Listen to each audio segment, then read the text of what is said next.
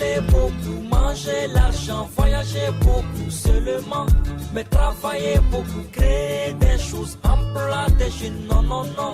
Les dirigeants africains, les dirigeants sont comme ça. Les grandes gueules. Bonjour à toutes, bonjour à tous. Très ravi de vous retrouver. On est vendredi, dernier numéro de la semaine. Vous écoutez les grandes gueules. Vous nous suivez également à la télévision pour vos réactions. Vous connaissez les canaux qui vous sont dédiés pour donner un sens à cette émission.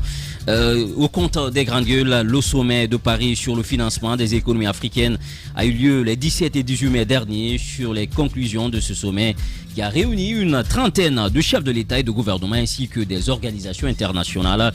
Plusieurs éléments sont à retenir. Les bailleurs sont appelés à décider rapidement d'une allocation générale de droits de tirage spéciaux DTS du Fonds monétaire international d'un montant sans précédent de 650 milliards de dollars et à la lettre mise en œuvre des meilleurs délais, ce qui devrait permettre d'accroître les réserves des pays africains de 33 milliards de dollars, dont 24 pour l'Afrique subsaharienne.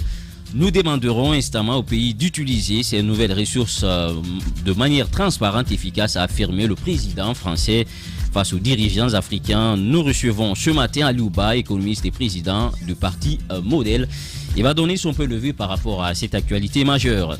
Toujours au compte des grandes gueules, la coordination du RPG Arc-en-Ciel Europe organise demain, samedi, une manifestation de soutien aux actions du président Alpha Condé, faire bloc autour des actions du président afin de lui apporter tout le soutien nécessaire dans l'heureuse et fructueuse conduite du nouveau mandat qui vient de lui confier le peuple souverain de Guinée. C'est l'objectif de cette mobilisation annoncé en Guinée, qui a invité les Guinéens à manifester contre l'arrivée d'Alpha Condé en France. Pour en parler, nous recevons le secrétaire chargé des relations extérieures de la coordination RPG Arc-en-Ciel Europe, Teke Condé. Je reviens vers vous pour une possibilité en tout cas de parler de tout cela dans les grandes gueules. Eh bien, l'autre élément phare, on parle de femmes au compte des GG ce matin.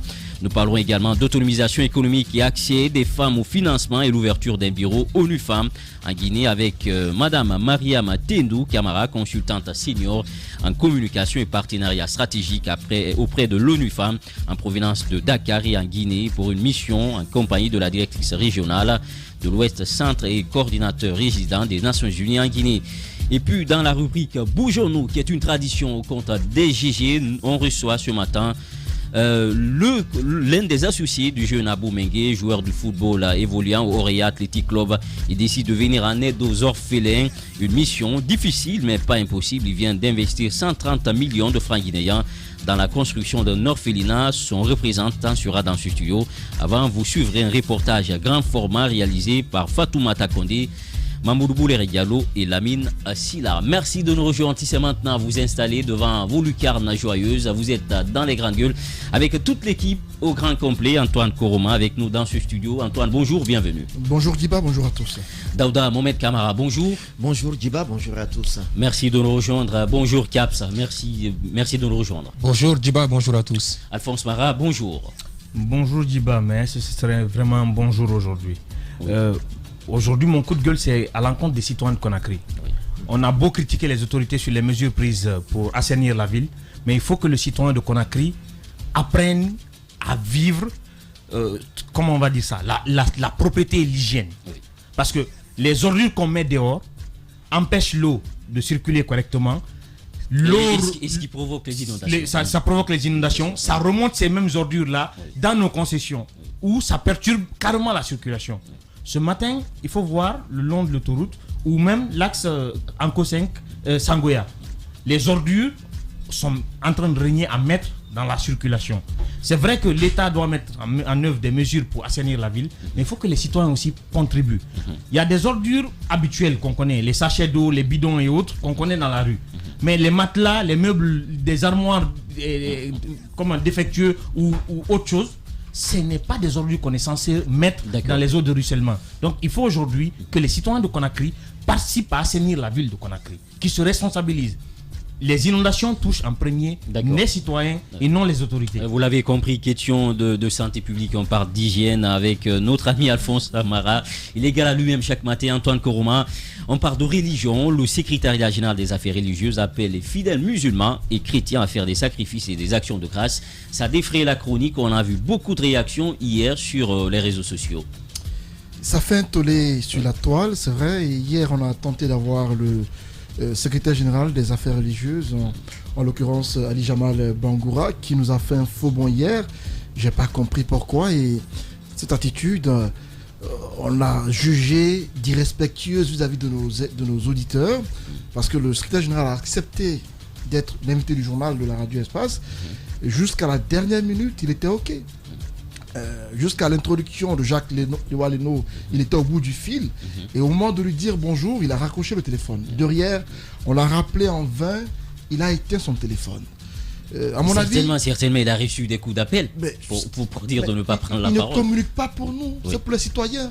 Il y a un sujet qui fait polémique dans la cité. La plupart des citoyens aujourd'hui en font le chou gras, chacun d'eux y va de son commentaire, et les critiques vont bon train. Et aujourd'hui, c'est pratiquement lui qui a la une. Je vois son image sur les boîtes de bonnet rouge et de Gloria. On est en train d'ironiser ou de faire son image prend un coup. Il est jeté en pâture. En d'autres termes. Donc, à mon avis, par les citoyens, vous avez vu quand même. D'abord, vous dire bonjour, Mafoudi. Bonjour. Merci. Il avait l'opportunité hier d'expliquer aux uns aux autres ce qui ne va pas. Pourquoi cette note circulaire au niveau des mosquées et dans la cité? Pourquoi demander aux gens de faire un sacrifice et aux fidèles musulmans et aux chrétiens des actions de grâce, demandant des boîtes Gloria, des grains de riz, du maïs. De Fangadama. Bon, je ne connais pas ce que ça signifie. Ouais, mais c'est le nom, dit déjà ça. Oui, c'est pas parce que tu ne connais pas que tu ne vas pas citer. Allons-y, Antoine. C'est pas que je ne cite pas, je demande juste qu'on me dise. C'est le bon nom, Fangadama. Le sacrifice.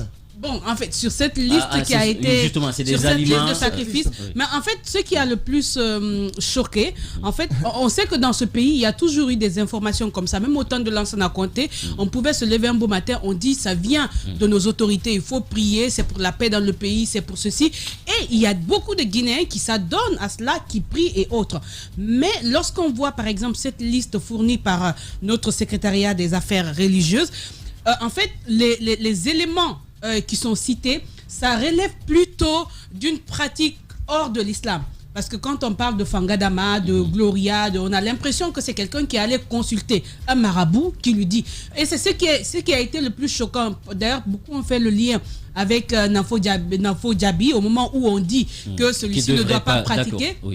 On se demande comment un secrétariat des affaires religieuses peut mettre sur table des éléments qui relèveraient d'une consultation auprès d'un marabout que d'un fait islamique. C'est ce qui a le plus choqué et c'est ce qui a expliqué aujourd'hui l'attitude des uns et des autres. Tout à l'heure, Antoine le disait, nous, on a essayé de le joindre pour comprendre un peu d'où viendrait cette décision parce qu'encore une fois, je le rappelle, ce n'est pas une première qu'on demande aux Guinéens de prier, de faire des sacrifices. Des fois, je me rappelle, si on n'entend pas dans le milieu professionnel, tu rentres à la maison, ce sont tes parents qui te disent « Ah, on dit de prendre bouillie aujourd'hui, on dit de faire ceci. » Ça a l'habitude d'arriver. Maintenant, savoir qu'on a un secrétariat des affaires religieuses qui parle des éléments qu'on ne peut...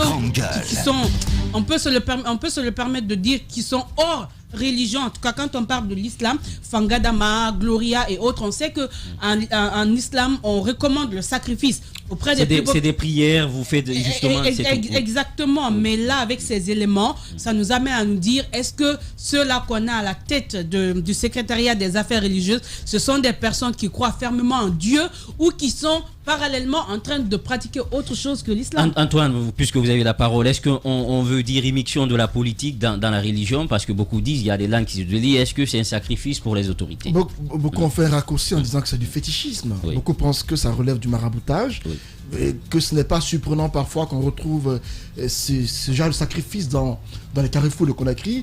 Et on dit donc que ce n'est pas exclu que ce soit un sacrifice pour le compte d'une personne X. On ne sait pas qui c'est, mais sauf que les éléments cités là, ça relève plus de recommandations faites parfois par des féticheurs ou par des marabouts pour les citoyens par rapport à des situations données. Donc il aurait été important que notre secrétaire général prenne la parole et nous dise ce qui ne va pas. Moi, ce que je veux préciser pour clore à mon niveau, je m'adresse un peu aux autorités de la place. Parfois, j'ai l'impression qu'elles pensent qu'en parlant à la radio, elles le font pour les journalistes ou elles le font en vue de nous faire mal. Mais vous le faites pour les citoyens. Il y a un problème dans la cité, les gens s'interrogent, on vous demande de prendre la parole, vous raccrochez le téléphone en pensant que vous faites du mal à Et le chef de l'État l'avait dit, la communication, elle fonctionne très mal. C'est très grave. Jusqu'à présent, on est dans les mêmes pratiques.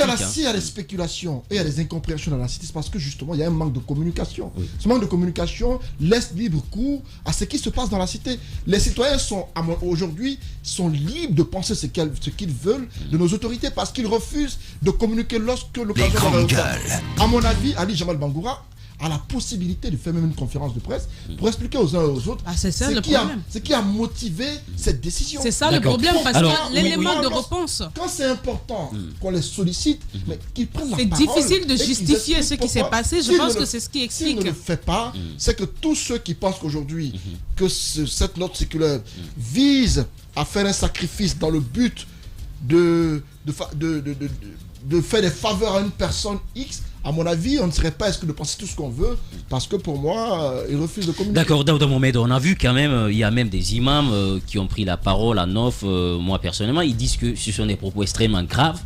Pour celui qui connaît la religion, l'islam et tout. Vous, quelle réaction par rapport à cette autre sortie? Est-ce qu'on peut dire que l'ère du numérique a finalement amplifié les choses? L'ère du numérique, oui, mais aussi il faut prendre la Guinée dans son contexte sociopolitique actuel et pour comprendre un peu quelle peut être la teneur d'un propos d'une autorité ou d'une autre personnalité. Aujourd'hui, nous sommes dans une sorte d'opposition dans notre pays, au point qu'il est difficile par moments de croire même en la réalité. Parce que tout cela dépend de notre obédience et du respect ou de la considération, de la confiance qu'on a en celui qui porte la parole.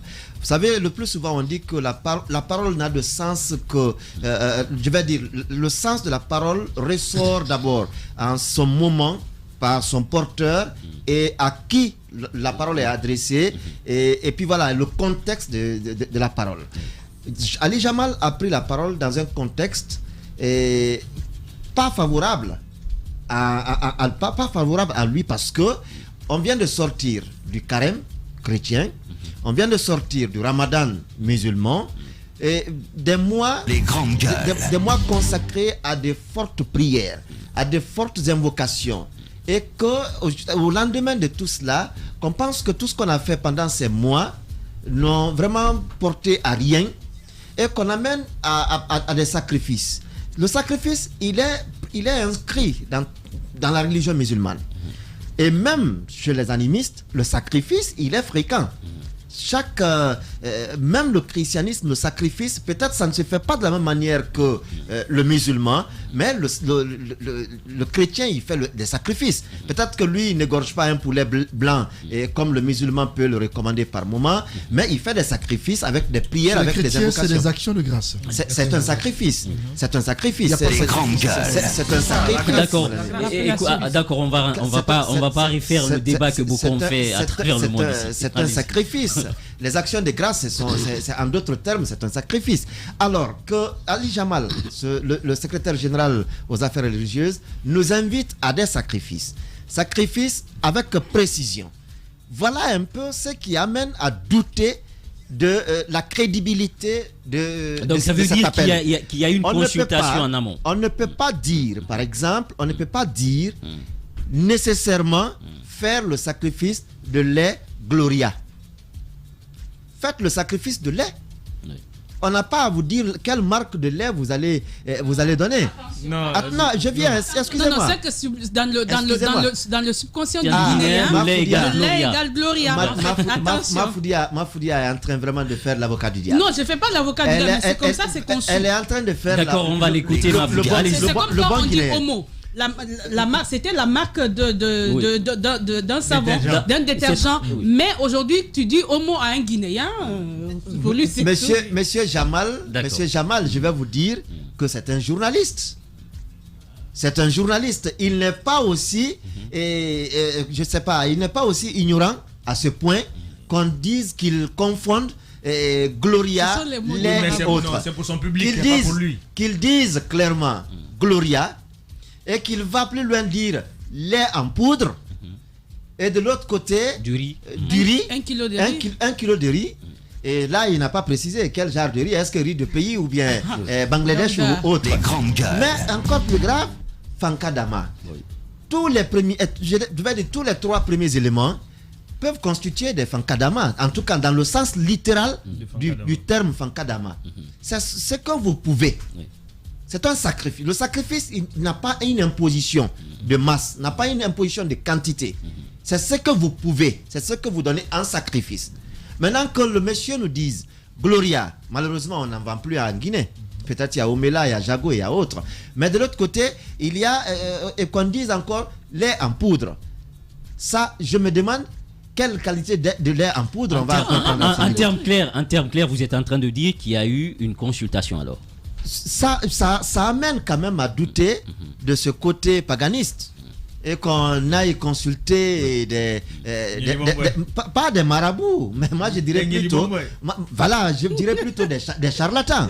Qu'on aille consulter des charlatans, parce que vous savez, à tous les carrefours le matin, quand vous sortez, vous trouvez un œuf cassé là, vous trouvez ce qu'on appelle Fankadama, les Soussous appellent ça un peu. On ne va pas faire l'étonner, ce sont des pratiques qui sont dans nos sociétés. Oui, maintenant, ce qui choque, c'est que ça vienne d'un secrétariat des affaires religieuses. Et ça vient, pour terminer, Djiba, ça vient encore nous amener à persister dans cet élan. On ne peut pas ou on ne doit pas continuer à mettre les politiques et les religieux dans la même balance. Il faut qu'il y ait à ces niveaux séparation de, en tout cas, je ne vais pas dire depuis quand même sa nomination par décret. Non, avant lui, manque de courage. Ligue islamique, secrétariat général aux affaires religieuses, c'est fortement politique. Et c'est ce qui fait le danger, parce que quand une autorité religieuse invite les sous-préfets, les préfets, les maires de communes, ça, on n'est plus dans la religion, mais on est dans la dynamique politique. Moi, je me dis, il faut aujourd'hui réfléchir à 1000 fois avant d'annoncer une quelconque décision, parce que même si la portée devait être positive, vu le contexte, ça peut se transformer autrement. Ça vient au mauvais moment, comme vous l'avez dit. Le contexte de la communication ne lui était pas favorable, et également celui qui recevait le message. Et Capson, on en parle aussi avec vous. Vous l'avez aussi vu comme tout bon Guinéen hier. Votre grille de lecture? Ma grille de lecture là-dessus, c'est que c'est l'histoire qui se répète, sauf que cette fois-ci, c'est formalisé. Par le passé, surtout aux derniers instants du régime Condé, on voyait des déclarations du genre. Mais cette fois-ci, c'est formalisé, c'est une autorité du genre, une institution de ce pays-là qui prend une note circulaire pour annoncer ces genres de pratiques à la Guinée. Et moi, ce qui est important là-dedans à ressortir, parce qu'un tel communiqué qui sort crée beaucoup de spéculations telles que ce qu'on est en train de vivre aujourd'hui dans la cité.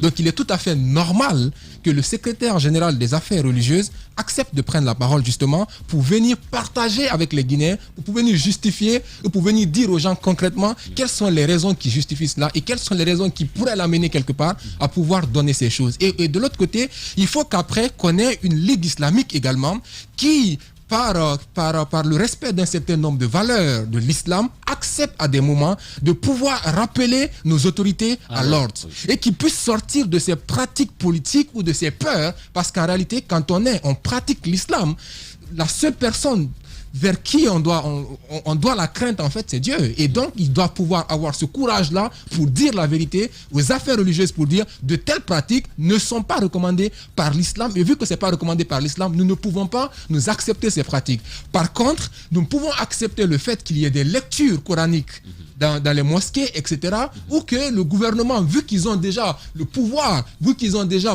les moyens qu'il faut, qu'ils appellent à des lectures coraniques pour faire des lectures afin de pouvoir faire des prières, mais également qu'on puisse envoyer également la confession chrétienne également à faire de même. Il faut, en un mot, que nos religieux prennent leur courage à deux mains et qu'ils puissent interpeller les affaires religieuses à ce qui doit être. Au-delà de ça, c'est comme quand on a vu les interdictions qui se passaient pendant les 10 derniers jours du mois de Ramadan, etc.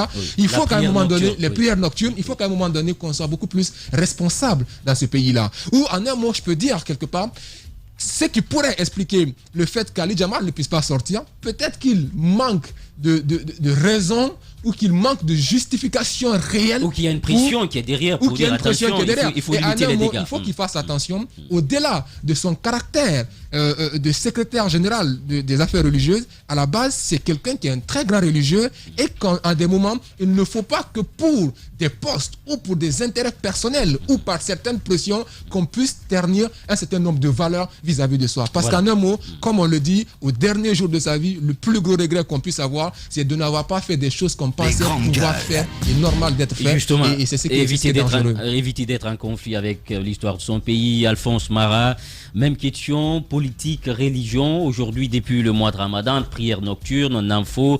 Et Ali Jamal qui revient. On dit qu'il manque de courage.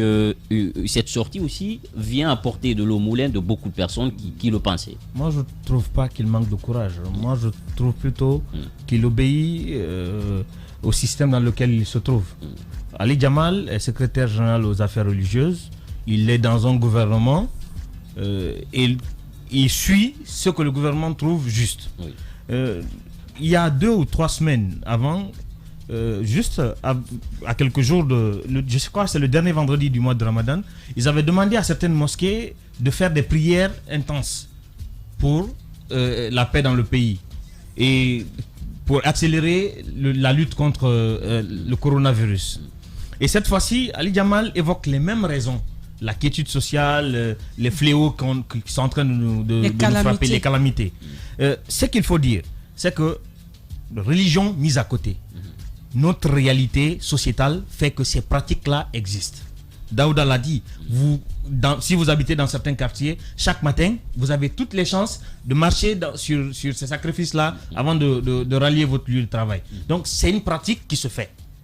Qu'Ali Jamal l'écrive, c'est de là qu'est venu le danger en fait. C'est de là que vient le problème. Parce qu'avant c'était du BAO. On informait les gens, Mangesa Inara, on Ayiba. Comme l'a dit Mafoudia, vous rentrez à la maison, on vous dit, non, les autorités religieuses nous recommandent de donner la bouillie en sacrifice. Les autorités vous recommandent de faire tel en sacrifice. Ça, c'est ce qui se faisait de BAO. Mais cette fois-ci que ça vienne sur une note officielle, c'est là que vient le... Est-ce que le fait aujourd'hui avec l'ère du numérique, les réseaux sociaux, ça peut aussi enfler les choses? L'opinion est devenue activement politique et le pouvoir n'a plus le contrôle de l'information. Et comme on va dire, notre société, le contexte aujourd'hui dans lequel nous sommes, c'est que l'État guinéen face aux citoyens est le diable. Donc tous les moyens sont bons aujourd'hui pour taper sur l'État. Et Ali Jamal a offert l'État sur un plateau d'or. Ce sacrifice dont on parle, on a l'habitude de le pratiquer, même si les religieux disent que ce n'est pas une pratique musulmane. Donc aujourd'hui, Ali Jamal aurait pu simplement se limiter à dire que les musulmans fassent des sacrifices, que les chrétiens fassent des bonnes... des actions de grâce. Des actions de grâce. Des prières. Ça se limitait à ça. Mais donner ces précisions... ça ouvre la voie à toutes les spéculations. Et moi, je crois qu'aujourd'hui, il a l'obligation, ce n'est même pas un droit, il a l'obligation de venir expliquer aux gens. On aurait voulu l'avoir ce matin dans les grandes gueules, on essayait quand même de l'appeler, s'il pouvait prendre la parole. C'est extrêmement important. À défaut, on attend encore le nouveau porte-parole du gouvernement pour qu'il puisse se mettre devant le public et parler, parce qu'à chaque fois, il faut que ça soit lui qui vienne parler. Faut arrêter de compter sur le nouveau porte-parole du gouvernement, il ne répare pas. Oui. Ali Jamal a l'obligation de venir carrément expliquer aux gens pourquoi on doit faire recours à ce sacrifice-là. Il a évoqué des raisons. Il pouvait simplement dire, faites des sacrifices à la hauteur de vos moyens. Oui. Mais s'il précise tout ça, il y a besoin d'explications pour comprendre pourquoi faut-il vraiment toucher au Fangadama pour sortir Ebola ou Corona. Voilà, on va changer de sujet rapidement puisqu'on a beaucoup d'invités.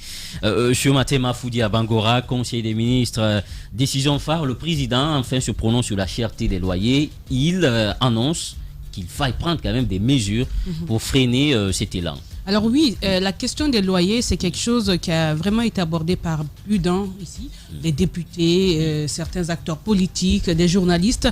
On a plusieurs fois interpellé aujourd'hui sur la nécessité de se pencher dessus parce que le Guinéen peine aujourd'hui à trouver où habiter.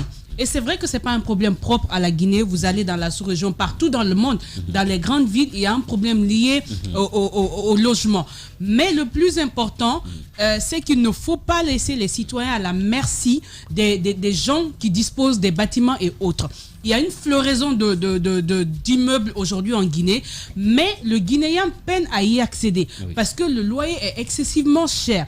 Quand on y va, c'est d'abord la caution qu'il faut payer et d'ailleurs, les prix dépendent des personnes. Vous avez votre immeuble, vous fixez le prix que vous voulez. Donc, le Guinéen, un jeune aujourd'hui, qui veut avoir sa propre maison, il a des difficultés. D'abord, il est dans un pays où le SMIC, c'est autour de 440 000. Et quand tu vas dans un loyer, des fois, même un studio, c'est dans les 800 000. Et à moins qu'on ne se retrouve dans des bidonvilles avec des petites chambres et vraiment dans des endroits pas aisés, c'est assez compliqué. Je pense que, en fait, l'habitation, c'est un cadre qui est très important dans l'épanouissement de tout individu. Alors, c'est un droit. Oui. Alors, pour la première fois, le président s'est prononcé là-dessus. Effectivement, le chef de l'État a déploré ces loyers excessifs pratiqués dans le pays qui, on le dit au Conseil des ministres, pèse sur les ménages. Donc, il a instruit de prendre des mesures appropriées pour y faire face, en même temps qu'il a instruit d'accélérer le programme de construction de maisons à un prix abordable et des logements sociaux. Parce que là, la question, c'est cela. Quelles mesures on peut bien prendre? Ce sont des particuliers, c'est leur argent. Déjà, construire aujourd'hui une maison, c'est très cher. Parce que quand on prend les éléments qui rentrent dedans, les ciments et autres, c'est très cher. Donc, vous avez le droit, c'est votre argent, de fixer le prix que vous voulez. Si l'État veut aider la population, il faut régulariser. Régulariser et au-delà, aller vers ces logements sociaux. Parce qu'il n'y a pas mieux pour baisser les prix que d'aller vers une concurrence. Depuis 10 ans, on parle de ce logement social. C'est cela, parce que si on veut, les maisons ne sortent jamais des terres. Si on a ces logements sociaux, imaginez aujourd'hui, on avait promis, je crois, c'était 15 000 logements sociaux. Il y a eu 5 000, il y a eu 10 000. Voilà. On a dégagé Kobaya et Lambani pour cela, mais jusque-là, aucun soubassement. Imaginez s'il y avait ces logements sociaux et que les Guinéens, des jeunes, n'importe qui pouvait aller à moindre coût avoir, et surtout avec la politique qu'il y aura autour, ce sont peut-être des maisons qui appartiendraient à d'autres finalement. Je pense qu'il faut aller vers ça. C'est la meilleure solution parce qu'à date, vous ne pouvez pas dire à un Guinéen qui a investi des milliards pour construire, quand on sait que tout est cher en Guinée, et venir lui imposer un prix. Ce n'est pas réaliste. Et les spéculations foncières, Non, les prix ne seront pas peut-être imposés, mais il faut au moins imposer la période de caution. Oui, ça je suis d'accord, ça c'est bien possible. Imposer par exemple aujourd'hui à tous les concessionnaires les prix, je ne dis pas. Par exemple, à tous les concessionnaires, on dit par exemple qu'il faut 4 mois d'avance. Pour quel que soit la concession, vous ne devez que payer 4 mois d'avance et soit 1 mois de caution. Parce que très souvent, la question de caution cause problème. Il y a des concessionnaires qui demandent 2 mois de caution et par après, lorsque vous sortez de la maison, on ne vous rembourse pas. Donc, il y a cette problème. Et que dire des démarcheurs? Justement. Je pense que le secteur a besoin. Je suis d'accord avec toi. Oui. Il faut organiser. Mais encore une fois, même si la caution, de toutes les façons, vous allez diminuer la durée de la caution en fonction du prix fixé. Ce prix-là, est-ce que l'État a un droit de regard? C'est ça ma question. L'État, ce que je voulais préciser, l'État peut bien aider à régulariser les prix. Les taxes, il y a des taxes qu'on doit imposer sur les logements. Et ces taxes-là, le pourcentage des taxes augmente en fonction du loyer fixé. Si dans un standard de Bonfim, je ne veux pas discriminer le quartier, mais si dans un standard de Bonfim, vous imposez un prix de Lambani, vous payez les mêmes taxes que ceux qui sont à Lambani. Ce qui vous pousse à réduire votre prix pour vous conformer aux standards de votre environnement. Donc aujourd'hui, il y a des bases sur lesquelles l'État peut aller pour permettre aux gens de baisser drastiquement le loyer. Vous imposez des standards en fonction des zones. Aujourd'hui, on est tous conscients de la structure de Conakry. Les quartiers, il y a des quartiers à standard, il y a des quartiers à bidonville. Donc, ces quartiers à bidonville, quel que soit le standing que vous mettez dans ce quartier, que le prix varie en fonction de l'environnement. D'accord. Voilà, les spéculations foncières, c'est partout à travers le monde, mais il faut une régularisation en Guinée. Vivement, en tout cas, cette proposition de loi à l'Assemblée nationale pour essayer quand même de régulariser tout ça. On va marquer une courte pause, le temps de recevoir notre invité à Liouba. On poursuit les débats. Sur Radio Espace Guinée, les GG pensent comme JMJ. Une presse libre se voit dans la rue. Et la rue voit vraiment si la presse est libre. Cette dialectique sociale est la levure de la démocratie. JMJ. Les GG sur Espace, tous les matins 9h-11h. Vous l'avez compris, c'est votre émission Les Grandes Gueules, déjà avec nous dans ce studio. Le sommet de Paris sur le financement des économies africaines a eu lieu les 17 et 18 mai dernier sur les conclusions de ce sommet qui a réuni une trentaine de chefs de l'État et de gouvernement ainsi que des organisations internationales. Plusieurs éléments sont à retenir. Les bailleurs sont appelés à décider rapidement d'une allocation générale des droits de tirage DTS au Fonds monétaire international, des montants sans précédent de 650 milliards de dollars, tenez-vous bien, et à la mettre en œuvre dans les meilleurs délais, ce qui devrait permettre d'accroître les réserves des pays africains de 33 milliards de dollars, dont 24 pour l'Afrique subsaharienne. Nous demandons instamment au pays d'utiliser ces nouvelles ressources de manière transparente et efficace, a affirmé le président français Emmanuel Macron face aux dirigeants africains. Nous recevons ce matin Aliouba, économiste et président du Parti Modèle. Aliouba, bonjour, bienvenue. Bonjour, merci de m'avoir invité. Voilà, vous êtes un habitué de cette émission, Antoine Koroma, pour la première question. Bienvenue Aliouba, on parle de ce sommet qui a fait couler beaucoup d'encre et de salive à travers le continent. Quel est votre premier regard d'abord sur l'initiative du président français et des autres pays qui sont des bailleurs? Écoutez, quand on voit le contexte et les résolutions qui en sont sorties, on est en droit de dire que c'était nécessaire, dans la mesure où la plupart des États, surtout les pays les plus avancés, ont déjà élaboré des plans de relance économique post-Covid. Post-Covid parce que le vaccin a donné des perspectives d'espoir. Le monde a été traumatisé par la pandémie. Donc il y a des efforts qui ont été fournis. Il faut savoir se projeter, surtout gouverner, c'est prévoir. À partir de cet instant où il y a plusieurs plans, et qui soient des plans assez alimentés en termes de liquidité, parce que ces pays ont plus de capacité de résilience et de rebondissement que nous autres, et que l'Afrique, qui a été le continent quand même qui a observé ces 20 dernières années le taux de croissance le plus élevé, le monde n'avait pas intérêt à laisser l'Afrique à la traîne. Donc ce n'est pas une question de générosité, c'est plutôt une question de complémentarité, d'autant plus que toutes les économies aujourd'hui sont interconnectées. Oui. Donc ça veut dire que si au niveau de ces pays, il y a une dynamique forte et que l'Afrique est à la traîne, ça voudrait dire que cela va compromettre les efforts. Donc c'est ce qui a amené l'idée qui n'était pas évidemment forcément du président Macron. Vous vous rappelez que le président sud-africain Cyril Ramaphosa avait même mis en place un conseil, un club composé d'Africains, des économistes chevronnés tels que Tidjane Thiam, tels que Mo Ibrahim, tels que Carlos Gomes, où ils ont tenu des réunions en Afrique du Sud, à Addis Abeba, au niveau de l'Union africaine et tout ça. Et le président Macron aussi a accompagné ce processus. Donc le sommet de Paris était nécessaire et les discussions qui en ont été donnent encore des perspectives pour des programmes supplémentaires. Donc l'Afrique doit avoir son propre plan de relance. Et il faut évaluer les difficultés parce qu'encore l'Afrique a du mal à être, si vous voulez, une entité économique homogène parce que la question d'intégration traîne, c'est différent de l'Union européenne ou des États-Unis ou la Chine. Alors, monsieur Aliouba, moi, à la base, quand on écoutait le président Macron au début de ce sommet-là, quand il annonçait ce sommet, il parlait du fait qu'il fallait trouver des solutions novatrices autour du financement des économies africaines. Maintenant, au bout de cette conclusion, est-ce que pensez-vous qu'il y a vraiment eu des solutions novatrices allant dans ce sens, où on s'est retrouvé à répéter la même chose, les mêmes solutions en fait, qui reviennent à nouveau? Est-ce que vous pensez que véritablement il y a eu solutions novatrices autour de ce sommet-là? Il a employé le terme de New Deal. Ouais. Écoutez, en fait, ça serait déjà prétentieux de dire que toutes les solutions sont trouvées à l'occasion d'un sommet. Ça ne fonctionne pas comme ça. Mais je ne serais pas d'accord avec vous si vous dites que c'est des choses les mêmes choses qui ont été répétées. Moi, j'ai identifié des situations pratiques. Quand on dit, par exemple, que les droits de tirage spéciaux seront débloqués et réalloués aux États, je pense que c'est quelque chose qui est une première. Et je rappelle que c'est après l'élection du président des États-Unis, Joe Biden, qu'il a pris la décision de lever le veto américain au niveau du Fonds monétaire international pour que la discussion soit ouverte. Et la discussion a commencé depuis le mois de mai.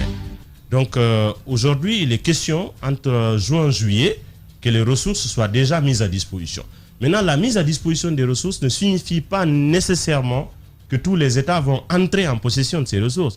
Parce que l'une des problématiques de ce sommet, c'était comment aider à gérer les risques. Parce que les économies africaines sont confrontées à une évaluation des risques qui est très élevée, qui fait que c'est dissuasif pour les investisseurs. Alors, qu'est-ce qu'on doit faire pour que les économies africaines soient moins risquées? Donc, il faudrait des réformes au niveau interne et pour qu'il y ait des garanties offertes par certaines institutions et pour qu'on puisse bénéficier de ces ressources-là. Donc, le fait de mettre à disposition les droits de tirage spéciaux, c'est déjà une première. Je considère cela comme étant une avancée. Il y a aussi d'autres facteurs qui sont aussi intéressants.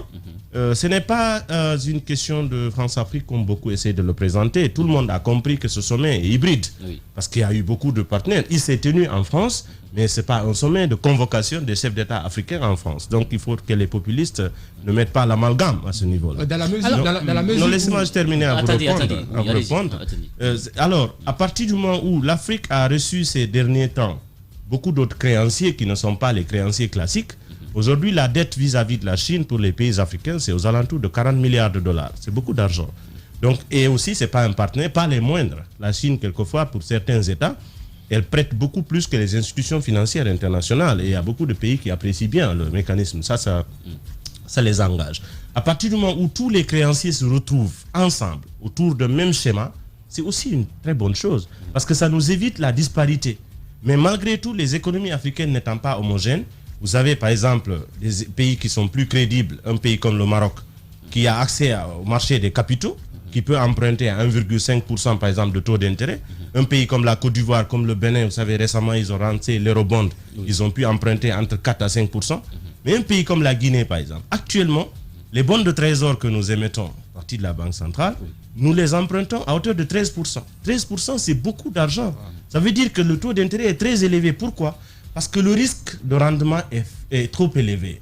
Les possibilités économiques n'existent pas. Raison pour laquelle, je dis, il y a des efforts au niveau international, mais ce qu'il y a à faire surtout, c'est les efforts au niveau local. D'accord, Mafoudi Abango, allez-y. Justement, en parlant de cela, est-ce que vous pensez que c'est réellement du populisme lorsque certains se posent des questions sur la nécessité de devoir voir les grandes décisions pour le continent à partir de l'extérieur? Par exemple, dans la recommandation, il est dit qu'il faut soutenir une croissance de long terme stimulée par un secteur privé et entrepreneur, qu'il va falloir donner la priorité au sein du budget national à des politiques publiques clés en matière de croissance durable telles que l'éducation, la formation et les systèmes de santé. Vous connaissez un peu, on sait que les pays comme les nôtres ont même du mal à avoir certaines décisions par rapport à l'orientation du budget qu'on a. Est-ce que tout ceci ne contribue pas quand même? C'est vrai que ce sont des institutions qui aident, mais lorsqu'il y a de telles décisions qui doivent émaner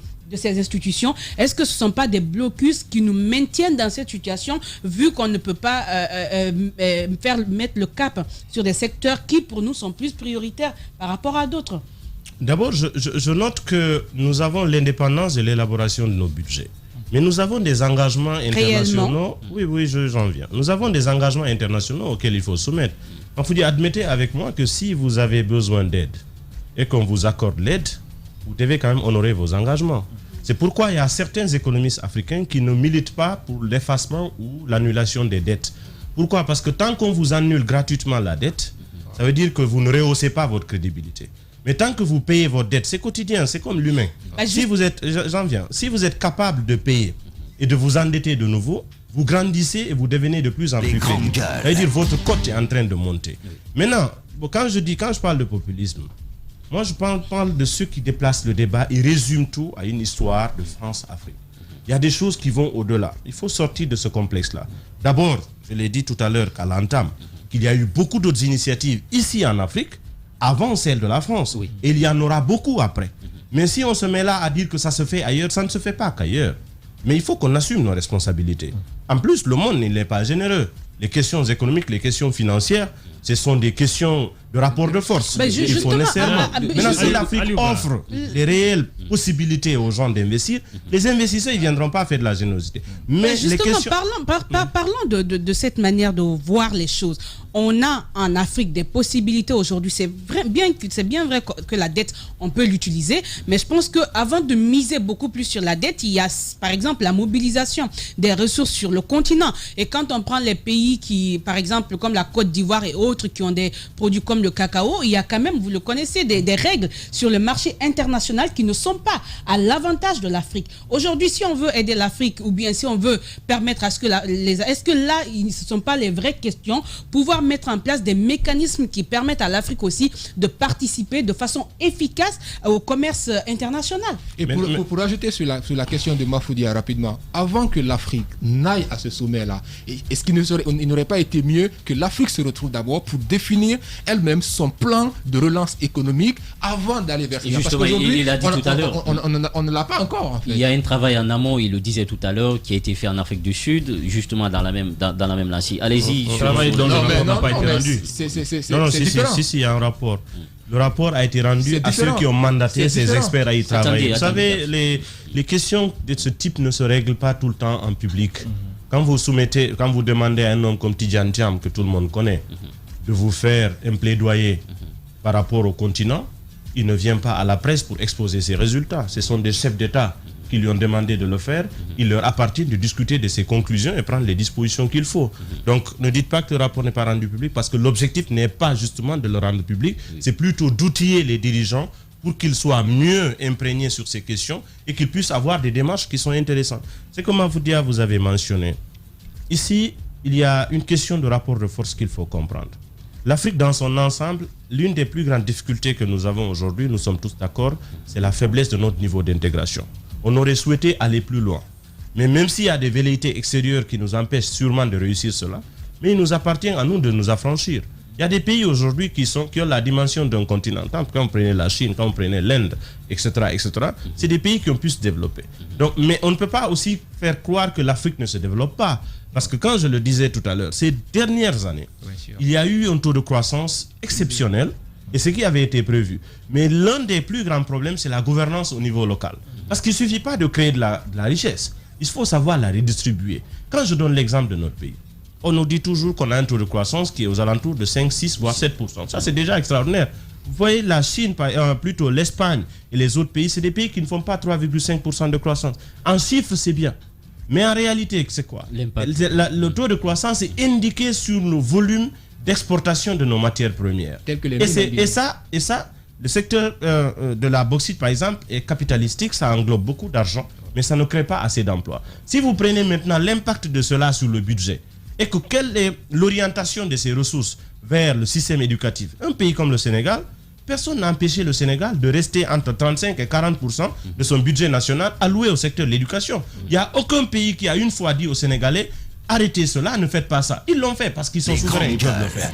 Le président ghanéen, l'actuel. C'est pas aussi facile. Ça me rappelle encore cette interview avec l'ancien président sénégalais Diouf qui faisait, si on veut, un mea culpa, qui disait en quoi, lorsqu'il était président, il était difficile pour lui de faire certains choix. Par exemple, il voulait aujourd'hui aller vers l'augmentation des salaires. C'était compliqué parce qu'il fallait obéir à ce que les institutions. Mais c'est ce que je dis. Alors justement, il faut savoir jongler. Il faut savoir jongler. On va et pas même parler... le pays comme le Ghana, que vous connaissez, le président ghanéen a fait justement, le président ghanéen a fait campagne sur la base de dire que pour lui, ce serait une honte que le Ghana continue de financer son éducation, sa santé, c'est-à-dire les secteurs sociaux, par le fait de l'aide internationale. Et que pour lui, l'objectif, c'est que le Ghana s'affranchisse. Ouais, et ça, il y a un processus, il est en train de le faire.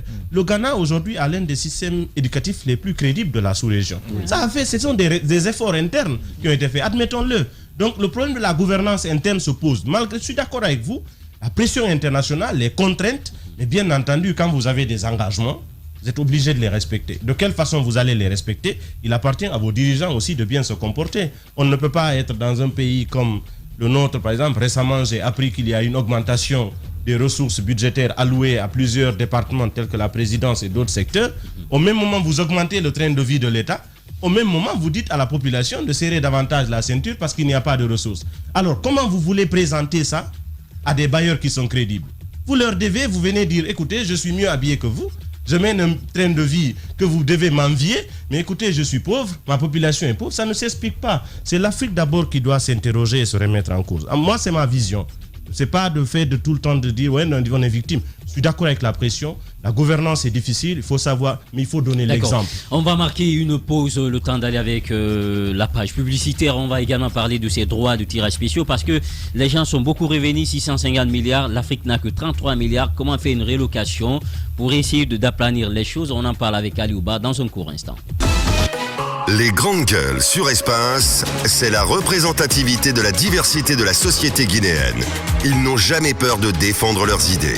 Entre débats animés, accrochages et éclats de rire, 2 heures de talk show pour parler, décrypter et débattre de l'actualité et des véritables préoccupations des Guinéens. De 9h à 11h sur Radio Espace et en simultané sur Espace TV.